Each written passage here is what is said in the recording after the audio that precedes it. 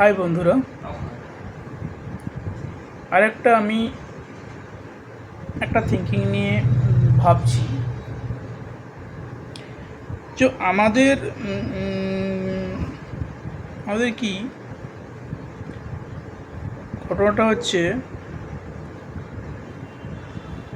নতুন যে আমি থিঙ্কিংটা যেটা ভেবেছি সেটা আমাদের বর্তমান প্রেজেন্ট কালে আমরা এখন একটা কোম্পানিতে জব করছি। অনেকেই করছে এরকম আমাদের বয়সী, কেউ জব বিজনেস যে কোনো যা ইচ্ছা করছে, সবাই মোটামুটি একটা নিজস্ব স্বাধীনতা হোক যাই হোক করছে। নিজস্ব স্বাধীনতাটা বলাটা ঠিক নয়, নিজস্ব স্বাধীনতা নেই,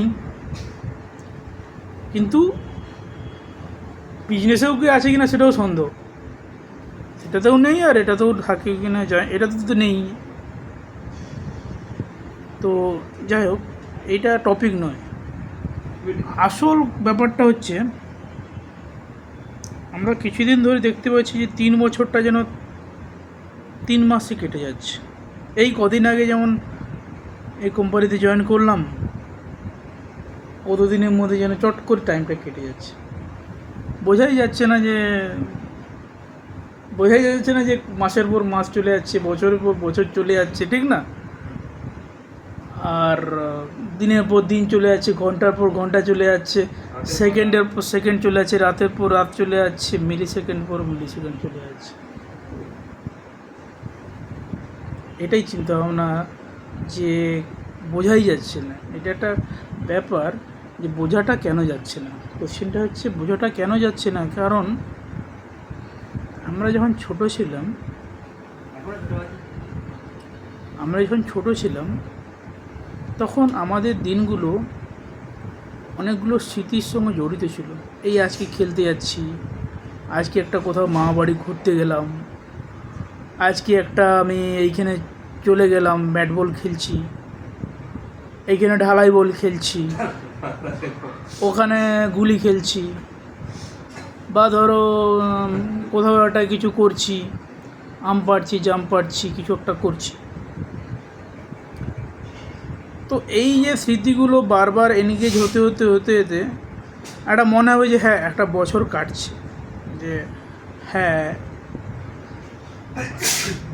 আর এইটা যদি না থাকে না লাইফে, তোমার এখনও পর্যন্ত যদি রবিবার যদি টাইম ফ্রি পাও, আর যদি না কোথাও ঘোরো বা কিছু না কিছু একটা জায়গায় যাও, তাহলে দেখা যাবে